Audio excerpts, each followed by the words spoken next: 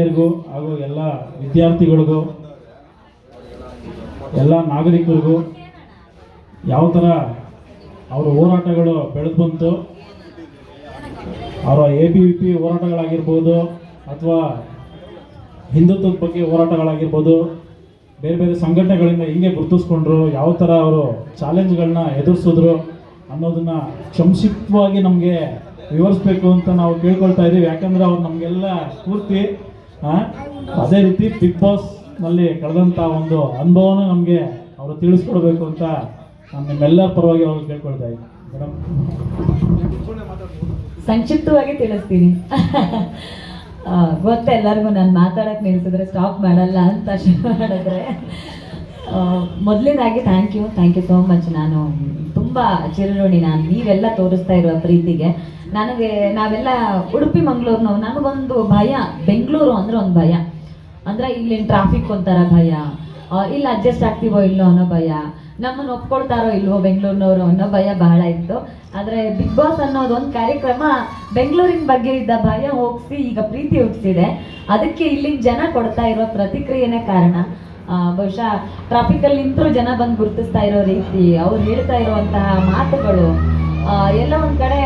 Big boss ಒಳಗಡೆ ಇದ್ದಾಗ ನಂಗೊಂದು ಭಯ ಇತ್ತು. ಅಂದರೆ ಜನ ಹೇಗೆ ತಗೋತಿದಾರೋ, ಮನೆ ಒಳಗಡೆ ಇರೋರೆಲ್ಲ ನೆಗೆಟಿವ್ ಮಾತಾಡ್ತಾ ಇದ್ದಾರೆ, ನನ್ನ ಮಾತು ಕಿರಿಕಿರಿ ಆಗ್ತಿದೆ ಅಂತಿದ್ದಾರೆ. ಎಲ್ಲೋ ಒಂದು ಕಡೆ ಪೂರ್ತಿ ನೆಗೆಟಿವ್ ಆಗಿ ಮನೆ ಒಳಗಡೆ ಇರೋರೆಲ್ಲ ಯೋಚನೆ ಮಾಡ್ತಿದ್ದಾಗ ಹೊರಗಡೆ ಜನ ಹಾಗೆ ಯೋಚನೆ ಮಾಡ್ತಿರ್ಬೋದು ಅನ್ನೋ ಆತಂಕ ನನ್ನ ಒಳಗಡೆ ಇತ್ತು. ಆದರೆ ಜನಕ್ಕೆ ಒಳಗಡೆ ಒಂದು ಮಾತಿದೆ, ಜನ ಭಾಳ ಬುದ್ಧಿವಂತರು, ಜನ ನೋಡ್ತಿರ್ತಾರೆ ಅಂತ. ಆ ಮಾತು ಸತ್ಯ ಅಂತ ಈಗ ಸಾಬೀತಾಯಿತು. ನನಗನ್ನಿಸ್ತಿತ್ತು ಒಳಗಡೆ ಯಾವತ್ತೂ ಹೇಳ್ಕೊಳ್ತಿರ್ಲಿಲ್ಲ, ಒಳಗಡೆ ನಾನು ಟಾರ್ಗೆಟ್ ಆಗ್ತಿದ್ದೀನಿ ಮತ್ತೊಂದು ಅನ್ನೋದು ಯಾವತ್ತೂ ನನಗೆ ಹೇಳ್ಕೊಳಕ್ಕಾಗದೆ ಇತ್ತು, ಸಂಕಟ ಇತ್ತು. ಆದರೆ ನಾನು ಹೊರಗಡೆ ಬಂದ ತಕ್ಷಣ ಜನ ಎಲ್ಲರೂ ಅದನ್ನೇ ಹೇಳೋದಕ್ಕೆ ಪ್ರಾರಂಭ ಮಾಡಿದ್ರು. ನನ್ನ ಒಳಗಡೆ ಅಳುಕಿತ್ತು, ನಾನು ಹೇಗೆ ಇಷ್ಟು ದಿನ ಬಂದ್ಬಿಟ್ಟೆ ಅನ್ನೋದೊಂದಿತ್ತು. ಆದರೆ ಇಲ್ಲ, ಜನ ನೀವು ಇನ್ನೂ ಇರಬೇಕಾಗಿತ್ತು ಅಂತ ಹೇಳಿದಾಗ ಜನಕ್ಕೆ ಯಾರನ್ನ ಎಲ್ಲೇ ಇಟ್ಟರು ಕೂಡ ಅವರ ನಿಜವಾದ ಶಕ್ತಿನ ಗುರುತಿಸೋವಂಥ ತಾಕತ್ತು ಜನರಿಗಿದೆ ಅನ್ನೋದು ನಾನು ಈ ಬಿಗ್ ಬಾಸ್ ಶೋನ ಮುಖಾಂತರ ಕಲ್ತ್ಕೊಂಡೆ. ಆ ಪ್ರೀತಿಗೆ ನಾನು ಚಿರಋಣಿ. ಬಹುಶಃ ಯಾವುದೋ ಊರಿನಲ್ಲಿದ್ದ, ಯಾವುದೋ ಒಂದು ಸೀಮಿತ ಚೌಕಟ್ಟಿನ ಒಳಗಡೆ ಇದ್ದವಳು ನಾನು. ಇವತ್ತಿಗೆ ಪ್ರತಿ ಮನೆಯನ್ನು ತಲುಪಿದ್ದೀನಿ ಅಂತಂದರೆ ಜನ ಇಷ್ಟು ದಿನ ಉಳಿಸ್ಕೊಂಡಿದ್ದೆ ಕಾರಣ. ನಾನು ಬಿಗ್ ಬಾಸ್ ಒಳಗಡೆ ಹೋಗುವಾಗ ಒಂದು ವಾರ ಇದ್ದರೆ ದೊಡ್ಡದು ನಾನು ಅಂತ ಅಂದ್ಕೊಂಡಿದ್ದೆ. ಯಾಕಂದರೆ ನಮ್ದು ಅಲ್ಲದೆ ಇರೋ ಪ್ರಪಂಚ ಅದು, ನಮ್ಮನ್ನು ಒಪ್ಕೊಳ್ತಾರೋ ಇಲ್ವೋ. ಮತ್ತು ಹೊರಗಡೆನೂ ಹಾಗೆ ಬದುಕಿದವಳು ನಾನು. ನಮ್ಮಂಥವ್ರಿಗೆಲ್ಲ ಯಾವಾಗಲೂ ಮಾತಾಡೋರು. ಅಂದರೆ ಬೆಂಗಳೂರಿಗೆ ಯಾಕೆ ಭಯ ಹುಟ್ಟಿಸ್ತಿತ್ತು ಅಂದರೆ ನಾವೆಲ್ಲ ಕುಂಕುಮ ಇಟ್ಟು ಸೀರೆ ಉಟ್ಟು ಸ್ವಲ್ಪ ಅಡುಗುಲು ಅಜ್ಜಿ ಥರ ಬದುಕದೇ ಇರೋರು. ಯಾವಾಗಲೂ ನನಗೊಂದು ಕಂಪ್ಲೇಂಟ್ ಇತ್ತು, ನೀವೇನು ಒಳ್ಳೆ ಹಳ್ಳಿಯವ್ರ ಥರ, ಹಳೆ ಕಾಲದವ್ರ ಥರ, ಈ ಏಜಲ್ಲೂ ಹಂಗಿರ್ತಿರಲ್ಲ ಅನ್ನೋ ಥರ ಒಂದು ಕಂಪ್ಲೇಂಟ್ ಇತ್ತು. ಇವತ್ತಿನ ಜನ್ರೇಷನ್ನವ್ರು ನಮ್ಮನ್ನು ಒಪ್ಕೊಳ್ಳಲ್ಲ. ನಿಮ್ಮ ಔಟ್ಡೇಟೆಡ್ ಪ್ಯಾಟರ್ನ್ ಏನಿದೆ ಅದಕ್ಕೆ ನೀವು ಸಂಸ್ಕೃತಿ ಅಂತ ಹೆಸರು ಕೊಡ್ತೀರಿ, ಬಟ್ ಅದೆಲ್ಲ ಔಟ್ಡೇಟೆಡ್. ಅದನ್ನ ಇವತ್ತಿನ ಜನ ಒಪ್ಕೊಳ್ಳೋದಿಲ್ಲ, ಇವತ್ತಿನ ಜನ್ರೇಷನ್ ಒಪ್ಕೊಳ್ಳೋದಿಲ್ಲ. ನೀವು ಸೈಡ್ ಲೈನ್ ಒಂದು ವರ್ಗಕ್ಕೆ ಮಾತ್ರ ಸೀಮಿತ ಅನ್ನೋದೊಂದು ಆರೋಪ ಇತ್ತು. ಬಹುಶಃ ಬಿಗ್ ಬಾಸ್ ಅನ್ನೋ ವೇದಿಕೆ ನನ್ನ ಒಳಗಡೆ ಬಂದಾಗ ನಾನು ಇದನ್ನು ಆಯ್ಕೆ ಮಾಡ್ಕೊಳ್ದೆ ಹೋಗಿದ್ದಿದ್ರೆ ಇಷ್ಟು ಜನಕ್ಕೆ ನಾನು ಇಷ್ಟ ಆಗೋದನ್ನೆಲ್ಲೋ ತಪ್ಪಿಸ್ಕೊಳ್ತಿದ್ದೆ ಅನ್ಸುತ್ತೆ. ಜನ ಎಷ್ಟೇ ಮುಂದುವರಿಲಿ, ಎಷ್ಟೇ ಮಾಡರ್ನ್ ಆಗಲಿ ಈ ದೇಶ, ಆದರೆ ನಮ್ಮ ಸಂಸ್ಕೃತಿ ಅಂತ ಬಂದಾಗ ಅದನ್ನು ಗೌರವಿಸ್ತಾರೆ, ಅದನ್ನು ಉಳಿಸ್ತಾರೆ ಅನ್ನೋದನ್ನು, ಮತ್ತು ಅದಕ್ಕೆ ಅಭಿಮಾನ ತೋರಿಸ್ತಾರೆ ಅನ್ನೋದನ್ನ ನಾನು ಬದುಕಿನಲ್ಲಿ ಅನುಭವಿಸಿದೆ. ಬಹುಶಃ ಅದಕ್ಕೆ ನೀವೆಲ್ಲ ಈ ನೆಲದ ಮೇಲೆ, ಈ ಸಂಸ್ಕೃತಿಯ ಮೇಲೆ ಇಟ್ಟಿರೋ ಅಭಿಮಾನವೇ ಕಾರಣ ಅಂತ ಅಂದ್ಕೊಳ್ತೇನೆ. ಅದಕ್ಕೆ ಥ್ಯಾಂಕ್ ಯು. ಯಾಕಂದರೆ ನನಗೆ ಒಂದು ಅಳುಕಿತ್ತು ಮನಸ್ಸಿನೊಳಗಡೆ. ಅಂದರೆ ಇವತ್ತು ಫಿಲ್ಮ್ ಇಂಡಸ್ಟ್ರಿ ಇರುತ್ತೆ, ಮಾಡರ್ನ್ ಆಗಿ ಬದುಕ್ತಾರೆ, ಇವತ್ತಿಗೆ ಅಪ್ಡೇಟೆಡ್ ಆಗಿರುವಂಥ ಬಟ್ಟೆಗಳನ್ನು ಹಾಕ್ತಾರೆ, ಅವ್ರ ಲೈಫ್ ಸ್ಟೈಲ್ ಬೇರೆ ಇರುತ್ತೆ. ಅದೆಲ್ಲದ್ರ ನಡುವೆ ನನ್ನನ್ನು ಹೆಂಗೆ ನೋಡ್ತಾರೇನೋ, ನನ್ನನ್ನು ಜನ ಇಷ್ಟಪಡ್ಲಿಕ್ಕಿಲ್ವೇನೋ, ಇವಳೇನು ಹಿಂಗಿದ್ದಾಳೆ ಅನ್ನೋ ಥರ ಯೋಚನೆ ಮಾಡ್ತಾರೇನೋ. ಆ ಕಾರಣಕ್ಕೋಸ್ಕರ ನನ್ನ ತನನ ಬಿಟ್ಕೊಂಡು ನಾನು ಬಂದಿರೋ ಪರಂಪರೆನ ಬಿಟ್ಕೊಂಡು ಬದುಕೋದಕ್ಕೆ ಆಗೋದಿಲ್ಲ ಅನ್ನೋದೊಂದು ಅಳಕಿತ್ತು. ಆ ಅಳಕನ್ನು ಬದಿಗಿಟ್ಟು ಜನ ಅದನ್ನು ಇಷ್ಟಪಡ್ತಾರೆ.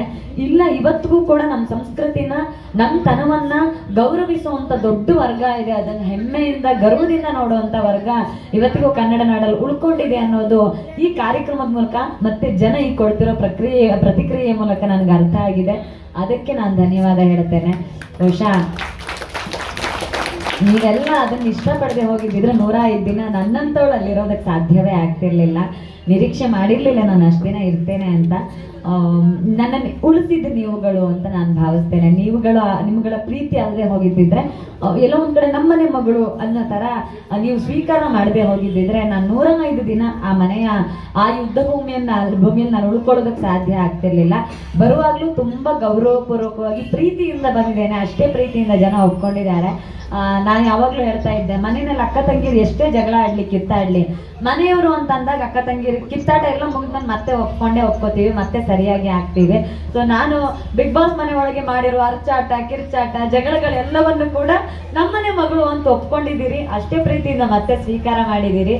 ಬಹುಶಃ ಅದಕ್ಕೆ ನಾನು ಬಹಳ ಅದೃಷ್ಟವಂತೆ ಅಂತ ಭಾವಿಸ್ತೇನೆ. ನನ್ನಂತ ಅದೃಷ್ಟವಂತೆ ಮತ್ತೊಬ್ಳು ಸಿಗ್ಲಿಕ್ಕಿಲ್ಲ. ಯಾಕಂದ್ರೆ ಎಲ್ರಿಗೊಂದು ಭ್ರಮೆ ಇದೆ, ನಾವು ಒಂದು ಸೀಮಿತ ವರ್ಗದಲ್ಲಿರೋರು, ಧರ್ಮ, ದೇಶ, ಸಂಸ್ಕೃತಿ ಅಂತ ಮಾತಾಡೋರು. ಸೊ ಯಾವತ್ತೂ ಈ ಥರ ಎಂಟರ್ಟೈನ್ಮೆಂಟ್ ಇಂಡಸ್ಟ್ರಿ ಅಥವಾ ಜನರ ಪ್ರತಿ ಮನೆ ತಲುಪುವಂಥ ಒಂದು ವರ್ಗಕ್ಕೆ ಯಾವತ್ತೂ ಹೋಗ್ಲಿಕ್ಕಿಲ್ಲ, ಸಾಧ್ಯ ಇಲ್ಲ. ಇವ್ರು ಮಾತಾಡೋದ್ರೆ ಕಾಂಟ್ರವರ್ಸಿ, ಇವ್ರು ಒಂದು ವರ್ಗಕ್ಕೆ ಮಾತ್ರ, ಇವ್ರ ಆ ಚೌಕಟ್ಟನ್ನು ಮೀರಿ ಈ ಕಡೆ ಬರೋದು ಸಾಧ್ಯವೇ ಇಲ್ಲ ಅನ್ನೋದೊಂದು ತಲೆನಲ್ಲಿ ಬಹಳ ಜನಕ್ಕಿತ್ತು. ಆದರೆ ಇಲ್ಲ, ಜನಕ್ಕೆ ಇಷ್ಟ ಆಗುವಂತಹ ವ್ಯಕ್ತಿತ್ವದ ಕಾರ್ಯಕ್ರಮಗಳಲ್ಲಿ ನಮ್ಮಂಥವ್ರು ಬರಬಹುದು. ಅಂದರೆ ನೀವು ಟಿ ವಿಯಲ್ಲಿ ಕಾಣಿಸ್ಕೊಳ್ಳೋಕೆ, ನೀವು ಜನರಿಗೆ ಇಷ್ಟ ಆಗೋದಕ್ಕೆ, ನೀವು ಎಂಟರ್ಟೈನ್ಮೆಂಟ್ ಇಂಡಸ್ಟ್ರಿಗೆ ಬರಬೇಕು ಅಂತಂದರೆ ನೀವು ನಿಮ್ಮ ತನ ಬಿಟ್ಟು ಚಿಕ್ಕ ಚಿಕ್ಕ ಬಟ್ಟೆ ಹಾಕೊಂಡೇ ಇದು ಬರಬೇಕು ಅಂತಿಲ್ಲ. ನೀವು ನಿಮ್ಮ ಸಂಸ್ಕೃತಿನ ಮರ್ತೇ ನೀವು ಇಂಡಸ್ಟ್ರಿಗೆ ಬರಬೇಕು ಅಂತಿಲ್ಲ. ಅದರಿಂದ ಆಚೆಗೂ ನೀವು ಹೇಗಿದ್ದೀರೋ ಹಾಗೆ ಇದ್ದು ಉಳಿಸ್ಕೊಳ್ಬಹುದು, ಹಾಗೆ ಇದ್ದು ಕೂಡ ಅವಕಾಶಗಳನ್ನು ಪಡ್ಕೊಳ್ಬಹುದು ಅನ್ನೋದಕ್ಕೆ ನಾನು ಉದಾಹರಣೆ. ಹಾಗಾಗಿ ಯಾವತ್ತಿಗೂ ಕೂಡ ಯಾವ ಹೆಣ್ಮಕ್ಳು ಕೂಡ ಸಂಸ್ಕೃತಿಯ ಮೇಲೆ ಪ್ರೀತಿ ಕಳ್ಕೊಳ್ಬೇಡಿ. ನಮ್ಮ ನಂಬಿಕೆಗಳು ಏನಿರುತ್ತೆ, ನಮ್ಮ ಆಚಾರ ವಿಚಾರಗಳು ಏನಿರುತ್ತೆ, ಅದ್ರ ಮೇಲೆ ಯಾವತ್ತೂ ಕೂಡ ನಂಬಿಕೆ ಕಳ್ಕೊಳ್ಬೇಡಿ. ನಾನು ಬಿಗ್ ಬಾಸ್ನಿಂದ ಕಲ್ತಿದ್ದ ಅದೇ ಪಾಠವನ್ನ, ಒಂದು, ನೀವು ನಂಬಿದ ಸಿದ್ಧಾಂತ ಚಿಂತನೆಗೆ ಗರ್ವ ಇರಬೇಕು, ನಂಬಿಕೆ ಇರಬೇಕು, ಅದನ್ನ ಉಳಿಸ್ಕೊಳ್ಳೋ ಬದ್ಧತೆ ಇರಬೇಕು. ಈ 3 ಇದ್ದು ಬಿಟ್ರೆ ನಿಮ್ಮನ್ನು ಯಾರು ಬದಲಾಯಿಸೋಕೆ ಸಾಧ್ಯ ಇಲ್ಲ. ಬದಲಾಗೋ ಚಿಟಿಕೆ ಹೊಡೆದಷ್ಟು ಸುಲಭದ ಕೆಲಸ. ಏನು ನಿಮ್ಮ ಪಕ್ಕದಲ್ಲಿರೋರು ಹೆಂಗೆ ಬಟ್ಟೆ ಹಾಕಿದ್ದಾರೆ ಹಂಗೆ 1 ಸೆಕೆಂಡಿಗೆ ಮೈ ಮರೆದು ಬಟ್ಟೆ ಹಾಕೋದು ಇನ್ನೊಂದು ನಿಮಿಷದ ಕೆಲಸ. ಆದರೆ ಅದ್ರಲ್ಲಿ ನಾನು ನನ್ನ ತನ ಕಳ್ಕೊತೀನಿ, ನಾನು ನಂಬಿದ ಸಿದ್ಧಾಂತನ ಬಿಟ್ಕೊಡ್ತೀನಿ. ನನಗೆ ಇಷ್ಟವೇ ಇಲ್ಲದೆ ಇರೋದನ್ನ ಇನ್ನೊಬ್ಬರನ್ನ ಮೆಚ್ಚೋಕ್ಕೋಸ್ಕರ ನಾನು ಹೇಗಿರ್ತೀನಿ ಅನ್ನೋದಿದೆ ಅಲ್ಲ, ಅದು ನಾವು ನಮ್ಮ ತನನ, ನಮ್ಮ ಸ್ವಾಭಿಮಾನವನ್ನು ಮಾರ್ಕೊಂಡ ಹಾಗೆ ಅಂತ ನಾನು ನಂಬ್ತೀನಿ. ಹಾಗಾಗಿ ಈ ನೆಲ ಯಾವತ್ತೂ ಆ ಸ್ವಾಭಿಮಾನವನ್ನ, ಆ ನಂಬಿಕೆಯನ್ನ, ಆ ಸಂಸ್ಕೃತಿಯ ಮೇಲಿರುವ ಗರ್ವವನ್ನ ಯಾವತ್ತೂ ಮರಿಬಾರದು ಅಂತ ನಾನು ಭಾವಿಸ್ತೇನೆ. ಬಹುಶಃ ಆ ನಿಟ್ಟಲ್ಲಿ ಮತ್ತೆ ಹೋಗಬೇಕು ನಾವು. ಆ ಕಾರಣಕ್ಕೆ ನಾವು ಅಡುಗುಲಜ್ಜಿಯರು ಆಗೋದಾದ್ರೂ ಪರವಾಗಿಲ್ಲ, ನಾವು ಆ ಕಾರಣಕ್ಕೆ ಔಟ್ಡೇಟೆಡ್ಗಳಿಗೆ ಆಗೋದಾದ್ರೂ ಪರವಾಗಿಲ್ಲ, ಆ ಕಾರಣಕ್ಕೆ ನಾವು ಮಾಡರ್ನ್ ಅಲ್ಲ ಅಂತ ಅನ್ನಿಸ್ಕೊಳ್ಳೋದಾದ್ರೂ ಪರವಾಗಿಲ್ಲ. ಹಾಗಿರೋಣ, ಯಾಕಂದ್ರೆ ಅದಕ್ಕೆ ಬೇರೆದೇ ಗರ್ವ ಇದೆ. ಇವತ್ತು ಇಡೀ ಜಗತ್ತು ನಾವಿಡುವ ಕುಂಕುಮವನ್ನು ನೋಡ್ಕೊಂಡು ವಿದೇಶಿಗರು ಬಂದು ಕುಂಕುಮ ಇಡ್ತಾ ಇದ್ದಾರೆ, ನಾವು ತೊಡುವ ಸೀರೆಯನ್ನು ನೋಡ್ಕೊಂಡು ವಿದೇಶಿಗರು ಬಂದು ಸೀರೆ ಉಡ್ತಿದ್ದಾರೆ ಅನ್ನೋದಾದ್ರೆ, ಮುಂದೊಂದು ದಿನ ಇನ್ನೊಂದು 50 ವರ್ಷ ಆಗ್ಬಿಟ್ರೆ ನಾವು ವಿದೇಶಿಗರನ್ನ ಫಾಲೋ ಮಾಡೋ ಬರದಲ್ಲಿ ವಿದೇಶಿಗರು ಮುಂದೊಂದು ದಿನ ನಮ್ಮದೇ ಸೀರೆ ಉಟ್ಕೊಂಡಿದ್ದು ನಮ್ಮ ದೇಶದ್ದು ಅಂತ ಹೇಳೋ ಸಾಧ್ಯತೆ ಇದೆ. ಸೊ ಅದಕ್ಕೆ ನಾವು ಯಾವತ್ತೂ ಕೂಡ ಎಚ್ಚರಿಕೆಯಿಂದಿರಬೇಕು. ನಮ್ಮ ಮುಂದಿನ ಏನು ಜನ್ರೇಷನ್ ಇದೆ, ಮುಂದಿನ ತಲೆಮಾರಿಗೆ ಈ ಪರಂಪರೆ ಹಿಂಗಿತ್ತು, ಹಿಂಗೆ ಇರುತ್ತೆ, ನಮ್ಮವ್ರು ಹೀಗೆ ಬದುಕಿದ್ರು ಹೀಗೆ ಬದುಕೋದು ಕಷ್ಟ ಅಲ್ಲ ಅನ್ನೋದನ್ನ ಅಷ್ಟೇ ಗರ್ವದಿಂದ ನಾವು ನಮ್ಮ ಮುಂದಿನ ಮಕ್ಕಳಿಗೆ ಕೊಡಬೇಕು. ಆ ಜವಾಬ್ದಾರಿ ನಾವೆಲ್ಲರೂ ನಿಭಾಯಿಸ್ಬೇಕು ಅಂದ್ಕೊಳ್ತೇನೆ. ಬಹುಶಃ ಆ ನಿಟ್ಟಲ್ಲಿ ನನಗೆ ಬಿಗ್ ಬಾಸ್ ಅನ್ನೋ ವೇದಿಕೆ ಬಹಳ ದೊಡ್ಡ ಅವಕಾಶ ಆಯಿತು. ಎಲ್ಲೋ ಒಂದು ಕಡೆ ಇಂಥವ್ರನ್ನ ಒಪ್ಕೊಳ್ಳೋದಿಲ್ಲ, ಈ ವರ್ಗದ ಜನರನ್ನ ಒಂದು ಸೀಮಿತ ವರ್ಗಕ್ಕೆ ಮಾತ್ರ ಇವರು ಅನ್ನೋ ಎಲ್ಲ ಬೇಲಿಗಳನ್ನು ದಾಟ್ಕೊಂಡು ನಾನು ಬಂದಿದ್ದೇನೆ, ಬಂದು ನಿಮ್ಮ ಎದುರುಗಡೆ ನಿಂತಿದ್ದೇನೆ. ಅಂದರೆ ನನ್ನಂಥ ಹುಡುಗಿ ಕೂಡ ನಿಮ್ಮ ಮನೆಯ ಮನಸ್ಸನ್ನ ಗೆಲ್ಬೋದು, ಅಂದರೆ ನಿಮ್ಮ ಮನೆಯಲ್ಲೂ ಕೂಡ ನನ್ನಂಥ ಹುಡುಗಿ ಆಗಬಹುದು. ಅದಕ್ಕೋಸ್ಕರ ನಮ್ಮ ತನನ ಕಳ್ಕೊಳ್ಬೇಕಾಗಿಲ್ಲ. ನಾವು ಯಾವಾಗಲೂ ಸುಮ್ಮನೆ ಭಾಷಣಗಳಿಗೆ ಮಾತಾಡೋಕೆ ಹೇಳ್ತೀವಿ, ನಮ್ಮಮ್ಮ ನಮಗೆ ಐಡಿಯಲ್ಲು, ನಮ್ಮಮ್ಮ ನಮಗೆ ಏನು ಮಾದರಿ, ನಾವು ಯಾವಾಗಲೂ ಅಮ್ಮನ ಇಷ್ಟಪಡ್ತೀವಿ, ಅಮ್ಮನ ಥರ ಬದುಕ್ತೀವಿ ಅಂತ. ಆದರೆ ನಾವೆಷ್ಟು ಜನ ನಮ್ಮ ಅಮ್ಮನ ಥರನೇ ಬದುಕೋದನ್ನ ಪ್ರಯತ್ನ ಮಾಡಿದ್ದೇವೆ ಕೇಳಿದ್ರೆ ಯಾವತ್ತೂ ಮಾಡಿಲ್ಲ.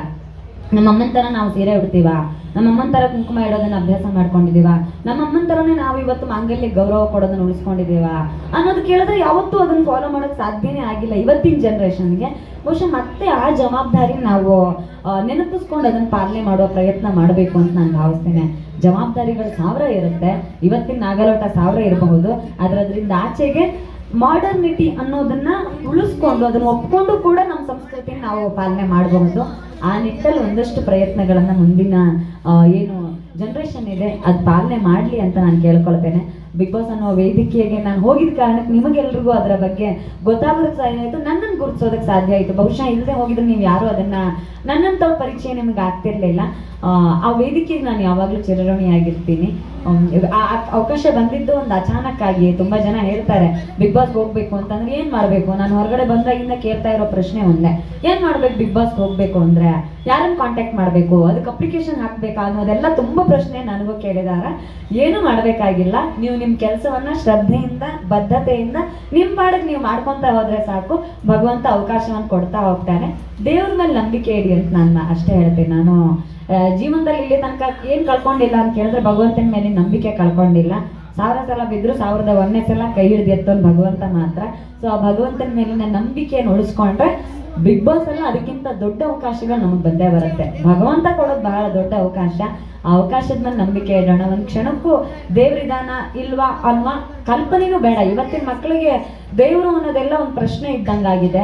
ಸೊ ನಾವು ತಾಯಂದ್ರಾಗಿ, ಅಕ್ಕ ತಂಗಿಯರಾಗಿ ಮನೆಯ ಮಕ್ಕಳಿಗೆ ಭಗವಂತನ ಮೇಲೆ ನಂಬಿಕೆ ಇರೋದನ್ನು ಕಲಿಸ್ಬೇಕು. ಜೀವನದಲ್ಲಿ ಏನು ಕಲೀಲಿಲ್ಲ ಅಂತಂದ್ರು, ಯಾರಿಲ್ಲ ಅಂದ್ರೂ ದೇವರಿದ್ದಾನೆ ಅನ್ನೋದನ್ನ ಮಕ್ಕಳಿಗೆ ಕಲಿಸ್ಬೇಕು. ಇವತ್ತಿನ ಮಕ್ಕಳು ಎಲ್ಲೋ ಚಿಕ್ಕ ಚಿಕ್ಕ ವಿಷಯಕ್ಕೆ 100ರಲ್ಲಿ 99% ಬಂತು, 1% ಬಂದಿಲ್ಲ ಅನ್ನೋ ಕಾರಣಕ್ಕೆ ಸೂಸೈಡ್ ಮಾಡ್ಕೊಳ್ಳೋ ಮಕ್ಕಳನ್ನ ನೋಡಿದ್ದೀವಿ. ಸೊ ಈ ಥರದ ಬದುಕಲ್ಲಿ ವಿಶ್ವಾಸ ಕಳ್ಕೊಳ್ತಾ ಇರುವ, ಯಾರೋ ಲವರ್ ಕೈ ಕೊಟ್ಟ ಅನ್ನೋ ಕಾರಣಕ್ಕೆ ಹೆಣ್ಮಕ್ಳು ಸೂಸೈಡ್ ಮಾಡ್ಕೊಳ್ಳೋದನ್ನ ನೋಡಿದ್ದೀವಿ. ಈ ಥರದ ಮನಸ್ಥಿತಿ ಇರುವ ಹೆಣ್ಮಕ್ಳಿಗೆ, ಚಿಕ್ಕ ಚಿಕ್ಕ ಮಕ್ಕಳಿಗೆ, ಇವತ್ತಿನ ಮಕ್ಕಳಿಗೆ ಭಗವಂತ ಒಬ್ಬ ಇದ್ದಾನೆ, ಅವನೆಲ್ಲವನ್ನು ನೋಡ್ಕೊಳ್ತಾನೆ, ಅವನ ಪಾದಕ್ಕೆ ನಾವು ಬಿಟ್ಬಿಡ್ಬೇಕು ಅನ್ನೋ ನಂಬಿಕೆ ಇಟ್ಟರೆ ಬಹುಶಃ ಒಂದು ದೊಡ್ಡ ದೊಡ್ಡ ವೇದಿಕೆಗಳನ್ನು ಖಂಡಿತ ಕೊಡ್ತಾ ಹೋಗ್ತಾನೆ. ಬದುಕನ್ನು ಎದುರಿಸುವಂಥ ಶಕ್ತಿ ಕೊಡ್ತಾನೆ. ನಾನು ಬಿಗ್ ಬಾಸ್ ಮನೆಯಲ್ಲಿ ಅದನ್ನೇ ನಾನು ಕಂಡುಕೊಂಡಿದ್ದು. ಅಂದರೆ ನಿಮ್ಗೆ 100 ಟೀಕೆ, ಟಿಪ್ಪಣಿ, ಅಪವಾದ, ಆರೋಪ ಬರಲಿ, ನಿಮ್ಮಿಂದ ಆಗಲ್ಲ ಅಂತ 1000 ಜನ ಹೇಳಿ, ಭಗವಂತನ ಮೇಲೆ ನಂಬಿಕೆ ಇಟ್ಟಲ್ಲ ಅದನ್ನ ಮಾಡಬೇಕಾಗಿರೋದನ್ನ ಮಾಡ್ಕೊಂಡು ಹೋದ್ರೆ ಆಯಿತು. ನಿಮಗೇನು ಸಿಗ್ಬೇಕು ಅದು ಸಿಗುತ್ತೆ. ನಾನು ಸತತವಾಗಿ ಕಳಪೆ ತಗೊಂಡು ಬಿಗ್ ಬಾಸ್ ಮನೆಯಲ್ಲಿ ಬರುವಾಗ ಉತ್ತಮ ತಗೊಂಡೆ ಅಂದರೆ ಅದು ನನ್ನಿಂದ ಅಲ್ಲ, ಭಗವಂತನಿಂದ ಮಾತ್ರ ಸಾಧ್ಯ ಆಗಿತ್ತು. ಸೊ ಬದುಕಲ್ಲೂ ಅಷ್ಟೇ, ಗೆಲ್ಲಬೇಕು ಅಂದರೆ ಆ ದೇವ್ರ ಮೇಲೆ ನಂಬಿಕೆ ಇರಲಿ. ನಿಮ್ಮ ಕೆಲಸವನ್ನು ಶ್ರದ್ಧೆಯಿಂದ ಭಕ್ತಿಯಿಂದ ಮಾಡೋದನ್ನು ಅಭ್ಯಾಸ ಮಾಡ್ಕೊಳ್ಳಿ. ಖಂಡಿತವಾಗ್ಲೂ ನಿಮಗೆ ಎಲ್ಲರಿಗೂ ಯಶಸ್ಸು ಸಿಗುತ್ತೆ. ಎಲ್ಲರಿಗೂ ಬಿಗ್ ಬಾಸ್ ಸಿಗದೇ ಇರಬಹುದು, ಆದರೆ ಜಗತ್ತಿನ ಎಲ್ಲರಿಗಿಂತ ದೊಡ್ಡ ಬಿಗ್ ಬಾಸ್ ಮೇಲಿರೋ ಭಗವಂತ. ಅವನ್ನೆಲ್ಲ ಯಾರ್ಯಾರಿಗೆ ಏನೇನು ಕೊಡಬೇಕೋ ಆಯಾ ಸಮಯಕ್ಕೆ ಕೊಡ್ತಾನೆ ಹೋಗ್ತಾನೆ. ಹಾಗಾಗಿ ಆ ವಿಶ್ವಾಸವನ್ನು ಯಾವತ್ತೂ ಕಳ್ಕೊಳ್ಬೇಡಿ ಅಂತ ನಾನು ಹೇಳ್ತೇನೆ.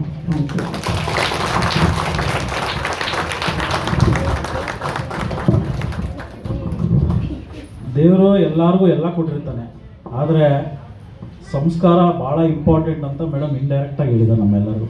ಯಾಕಂದರೆ ಎಲ್ಲಿ ಸಂಸ್ಕಾರ ಇರುತ್ತೋ ಅಲ್ಲಿ ಖಂಡಿತ ಪ್ರತಿಯೊಂದು ಇರುತ್ತೆ.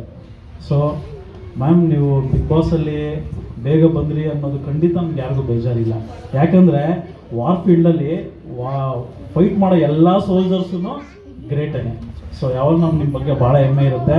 ಯಾಕಂದರೆ ಇವತ್ತು ನಾವು ನೋಡ್ತಾ ಇದ್ದೀವಿ, ಭಾಳ ವರ್ಷಗಳಿಂದ ಕಾಶ್ಮೀರದಲ್ಲಿ ನಡೆದಂತಹ ದೌರ್ಜನ್ಯ ಆಗಿರ್ಬೋದು ಹಿಂದೂಗಳ ಮೇಲೆ, ಇವತ್ತು ಬಾಂಗ್ಲಾದೇಶ ಮೇಲೆ ಆಗ್ತಕ್ಕಂಥ ಸುಮಾರು ದೌರ್ಜನ್ಯಗಳಿರ್ಬೋದು, ಸುಮಾರು ವಿದೇಶಗಳಲ್ಲಿ ಆಗ್ತಾ ಇರ್ತಕ್ಕಂಥ ಹೆಣ್ಮಕ್ಳ ಮೇಲಿನ ದೌರ್ಜನ್ಯಗಳಾಗಿರ್ಬೋದು.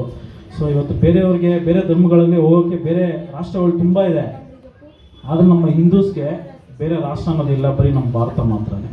ಸೊ ಇಲ್ಲಿ ಎಲ್ಲಿ ತನಕ ನಮ್ಮ ಧರ್ಮ ಭಾಳ ಪ್ರಮುಖವಾಗಿ ಆಳವಾಗಿ ಬೇರನ್ನ ಊರುತ್ತೋ ಅದು ನಮಗೆ ಭವಿಷ್ಯಕ್ಕೆ ಅಷ್ಟೇ ನಮಗೆ ದಾರಿ ತೋರಿಸುತ್ತೆ. ಸೊ ಹಾಗಾಗಿ ದಯವಿಟ್ಟು ಎಲ್ಲರೂ ನಮ್ಮ ಧರ್ಮದ ಬಗ್ಗೆ ಅತಿ ಹೆಚ್ಚು ಗೌರವನ ಬೆಳೆಸ್ಕೊಳ್ಳೋಣ ಅಂತ ಮೇಡಮ್ ನಮಗೆಲ್ಲರಿಗೂ ಹೇಳಿದ್ದಾರೆ.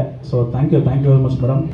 ನಿಮ್ಮ ಜರ್ನಿ ಬಿಗ್ ಬಾಸ್ಗೆ ಖಂಡಿತ ಬೇಡ, ಇನ್ನೂ ನಿರಂತರವಾಗಿ ನೀವು ಹೋರಾಟ ಮುಂದುವರಿಸಿ. ನಿಮ್ಮಂಥವ್ರು ರಾಜಕೀಯಕ್ಕೆ ಬರಬೇಕು. ಯಾಕಂದರೆ ಇವಾಗಿರೋ ರಾಜಕೀಯದವರೆಲ್ಲ ಸ್ವಾರ್ಥಿಗಳು, ಅಂಥವ್ರು ಬೇಡ, ಸರ್ವಿಸ್ ಮಾಡೋವಂಥವ್ರು ಬರಬೇಕು. ನಿಮ್ಮಂಥವ್ರು ಬಂದರೆ ಯಂಗ್ಸ್ಟರ್ಸ್ಗೂ ಭಾಳ ಸ್ಫೂರ್ತಿಯಾಗಿರುತ್ತೆ. Thank you very much madam, thank you very much. ಅದೇ ರೀತಿ ನಮ್ಮ ಸ್ನೇಹಿತರು, ನಮ್ಮ ವೀರೇಶ್ ಅವರು ಹಾಗೂ ನಮ್ಮ ರಾಮಣ್ಣ ಅವರ ಪ್ರಯತ್ನದಿಂದ ಮೇಡಮ್ ಅವರು ಇವತ್ತು ಇಲ್ಲಿಗೆ ಬಂದು ನಮ್ಮೆಲ್ಲರಿಗೂ ಒಂದು ಮಾರ್ಗದರ್ಶನ ನೀಡಿದ್ದಾರೆ. ನಿಮ್ಮೆಲ್ಲ ಪರವಾಗಿ ಹಾಗೂ ರಾಮಣ್ಣವ್ರ ಪರವಾಗಿ, ಅವ್ರ ಮನೆಯವ್ರ ಪರವಾಗಿ, ಎಲ್ಲ ಸ್ನೇಹಿತರ ಪರವಾಗಿ, ಬೇರೆ ಬೇರೆ ಸಂಘಟನೆಗಳ ಪರವಾಗಿ ಅವರಿಗೆ ನಾವು ಈ ಕಾರ್ಯಕ್ರಮಕ್ಕೆ ಆಗಮಿಸಿದ್ದಕ್ಕೆ ಹೃದಯಪೂರ್ವಕವಾಗಿ ಅವ್ರನ್ನ ಧನ್ಯವಾದನ ಹೇಳ್ತಾ ಇದ್ದೀನಿ. Thank you very much ma'am, thank you.